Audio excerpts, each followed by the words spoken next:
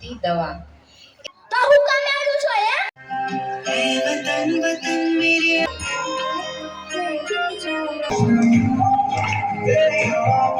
આપણે જાળવણી માટે નખ, વાળ, કપડાં, દાંત વગેરે સ્વચ્છ રાખવું જોઈએ।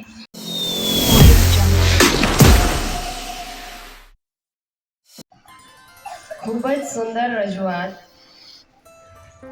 હાસ્ય, હસી, ખુશી એટલે કે આપણા તન, મન અને જીવનમાં એક નવી સ્ફૂર્તિ અને તાકાત આપતી દવા।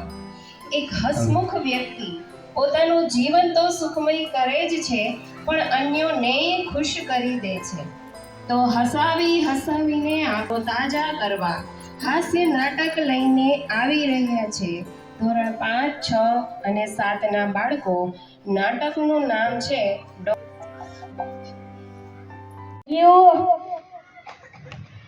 આ ડોક્ટર સાહેબ મારો પગાર નથી વધારતા, હવે મારે કંઈક કરવું જોઈએ।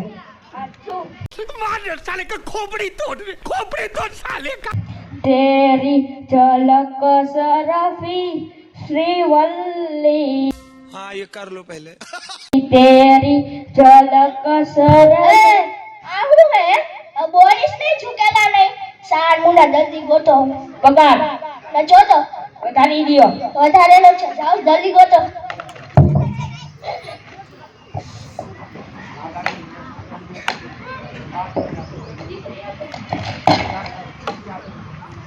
डॉक्टर भेजावाला।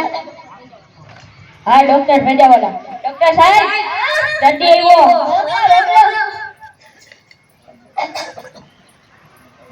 आओ आओ બેસો। શું પ્રોબ્લેમ છે? હું આયા આવ્યો તો મને દુખે છે। આયા જો તમને દુખે છે। બીજે ક્યાંય નથી દુખતું? ના ના। આયા અડો તો દુખતું। તો હું કામ આવ્યો છો યાર? તમારામાં બુદ્ધિ છે બુદ્ધિ? એ આડો હતો કે તમારો હતો? ચાલ લાવો પૈસા।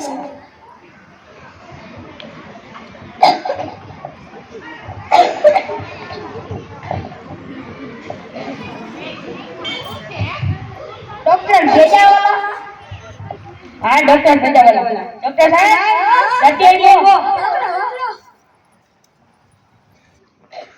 બેસો। શું પ્રોબ્લેમ છે? મોટર કારમાં બેસે ઉલટી થાય। મોટર કારમાં બેસો છો? બીજા ક્યાંય નથી થતી? ખાલી મોટર કારમાં બેસો તો જ થાય। તો હું કામે બેહું છું એમ? સરકારે આવડી મોટી બસ કાઢી એમાં બેહો, રિક્ષામાં બેહો। આથી મોટર કારમાં બેઠા હોય નહીં એટલે તમને ઉલટી થાય નહીં। લાવો 500।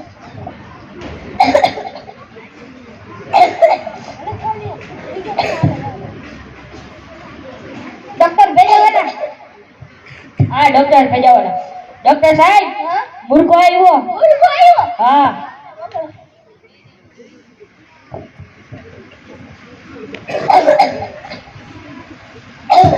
શું પ્રોબ્લેમ છે? ખાટો ખાટો ખંજવેર આવે। ખાટું ખાવ તો ખંજવેર આવે, બીજે કાંઈ ખાવ તો ન આવે? ના ના। ખાટું ખાવ તો જ આવે। તો હું કામે ખાવ છો એમ? તમારા ભાત હે ભાત આથી ખાટું ખાતા નહીં। ગળ્યું ખાવ, જલેબી ખાવ, ભજીયા ખાવ, આથી ખાટું ખાતા નહીં। લાવો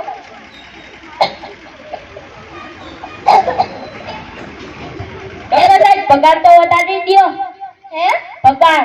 શું પગાર? વધારી ગોતો ને હવે તમને જોઈને ગીત યાદ આવ્યું। મને શું ગીત યાદ આવ્યું? હા અરે બોલો બોલો। આજ ના થોડું ગાતું દે ડમડમા ડમડમ। ઓ જલ્દી ગોતો ન કરું હું તમને નહીં છોડું। डॉक्टर भेजावाला। हाँ डॉक्टर भेजावाला। डॉक्टर साहब हाँ मुर्गो आयो। हाँ सब मुर्गो आयो। हाँ मोकलो।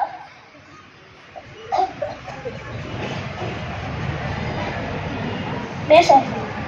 શું પ્રોબ્લેમ છે? હું ચકડોળમાં બેસું ને તો ચક્કર આવે। ચકડોળમાં બેસો તો ચક્કર આવે, બીજે કહેવાય ન આવે, ખાલી ચકડોળમાં જ બેસો। આથી ચકડોળમાં બેઠા નહીં। હું કામ બેહો? તમારે જો ગાના હજુરી ચકડોળ બન્યું હોય આથી બેઠા નહીં એટલે તમને ચક્કર આવશે નહીં। બેસો તો આવશે નકર નહીં આવે। લાવો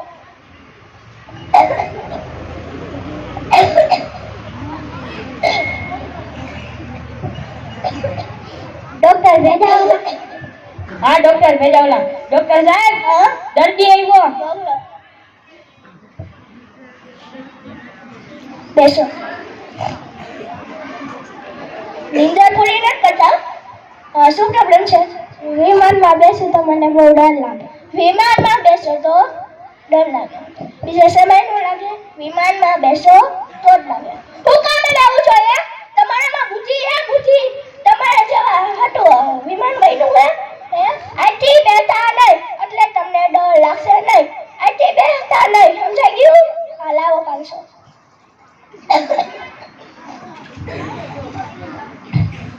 જલ્દી કરો છો. હલો. હા, હવે હું કરવું? શું છે બોલ? એટલે ઓલા ડોક્ટર ભેજાવાળાએ મારા 500 રૂપિયા લઈ લીધા. તો મારાય લઈ લીધો. એટલે મારાય લઈ લીધા.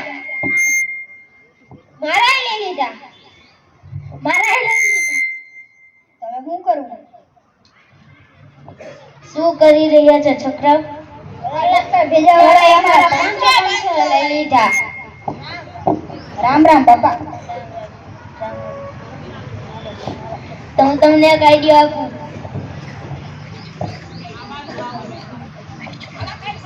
સવારે મળી.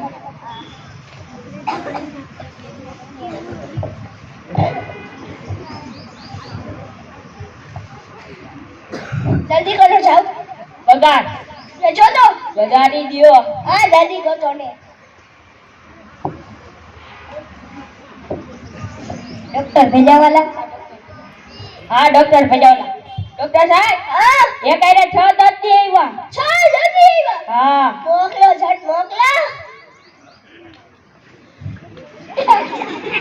દાદા દાદા તમે તો આવી ગયા. તમે આવી ગયા ને, તમે આવી ગયા. અરે દાદા બેહો. ના ના, અરે બેહો ને. ના ના. શું પ્રોબ્લેમ છે? સવારનો કોકને મારવાનું મન થાય. સવારનું તમને કોકને મારવાનું મન થાય. અરે મારવાને જોઈ. આવો તો દાદા લઈ આવો.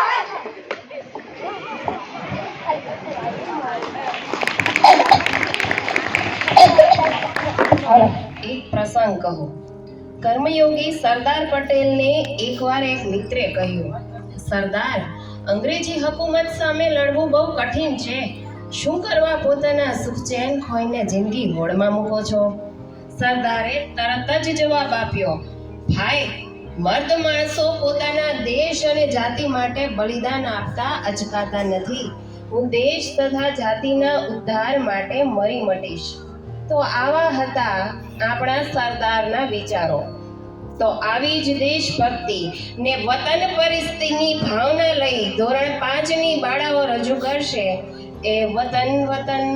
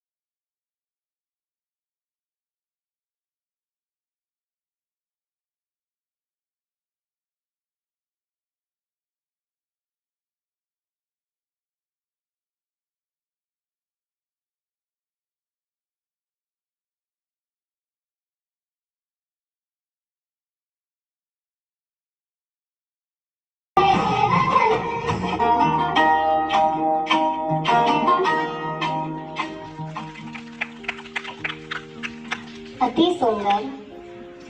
मिट्टी से भी यारी रख, जहन में वो खुमारी रख, मिट्टी से भी। નું ગાયન કરવા આવશે ધોરણ 7 નો વિદ્યાર્થી ઉંધાડ દક્ષ.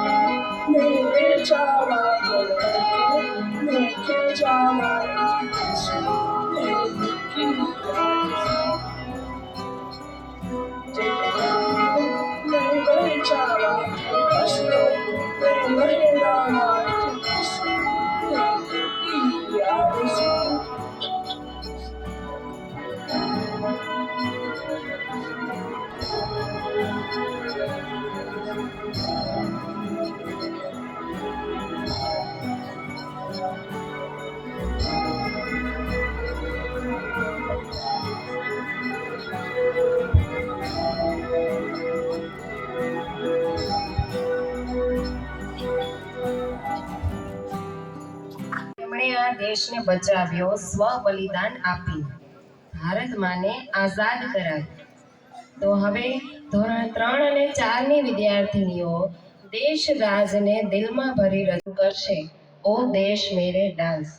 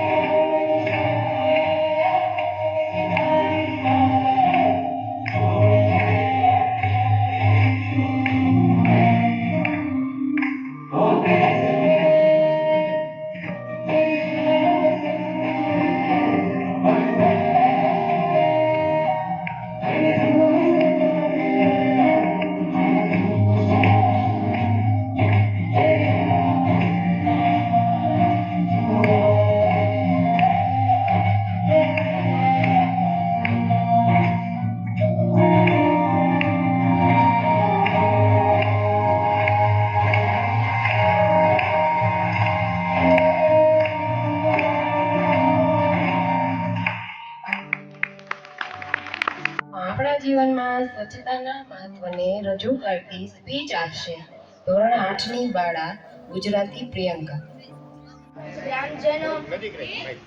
ગ્રામજનો, અમારા વહાલા વિદ્યાર્થી મિત્રો, મારું નામ છે ગુજરાતી પ્રિયંકા. હું ધોરણ 8માં અભ્યાસ કરું છું. હું તમને સ્વચ્છતા વિશે 2 શબ્દ કહીશ તો મને આશા છે કે તમે શાંતિથી સાંભળજો. સ્વચ્છ મન, સ્વચ્છ ઘર, સ્વચ્છ આંગણું, સ્વચ્છ ફળિયું, સ્વચ્છ દેશ, સ્વચ્છ શહેર, સ્વચ્છ હવા, સ્વચ્છ આકાશ હોય તો જીવવાની કેવી મજા આવે. પૃથ્વી પર જાણે કે સ્વર્ગ ઉતરી આવે છે. આપણે જાણવા માટે નખ, વાળ, કપડાં, દાંત વગેરે સ્વચ્છ રાખવું જોઈએ. ગંદકી આપણો રાષ્ટ્રીય રોગ કહેવાય છે. પાન માવા ખાઈને આપણે ગમે ત્યાં પિચકારી મારીએ છીએ. જાહેર સ્થળો પર પિચકારી મારીને આપણે દિવાલો ગંદી કરીએ છીએ. એ માટે ગંદકી આપણો રાષ્ટ્રીય રોગ કહેવાય છે. શહેરોમાં તથા ગામડામાં તો ઘરની સામે જ ઉકરડો હોય છે. તેમાં કેળાની છાલ વગેરે જેવો એઠવાડ જેવું હોય છે. એ માટે ત્યાં કચરો નાખવો શક્ય બને છે. જ્યારે આપણે ત્યાંથી પસાર થઈએ છીએ આપણને માથું ફાટવા લાગે છે. જ્યારે આપણા બાળકો ત્યાંથી પસાર થાય છે તેને પણ માથું ફાટવા લાગે છે. તે કચરો નાખવો શક્ય બને છે કે નહીં? જય હિન્દ, જય ભારત. ફક્ત એક કોલ કરીને આવી જાય, મને હતું કે તેને 108 કહેવાય. ફક્ત એક કોલ કરીને આવી જાય, મને હતું કે તેને 108 કહેવાય. પણ ખબર આજે પડી કે તેને દોસ્ત કહેવાય. શાળાની દોસ્તીની તો શું વાત જ કરવી. તો આવી મિત્રતાની ખાટી મીઠી યાદોને વાગોળવા આવી રહી છે ધોરણ 7ની 3 સખીઓ. શબ્દો છે સ્કૂલની દોસ્તી.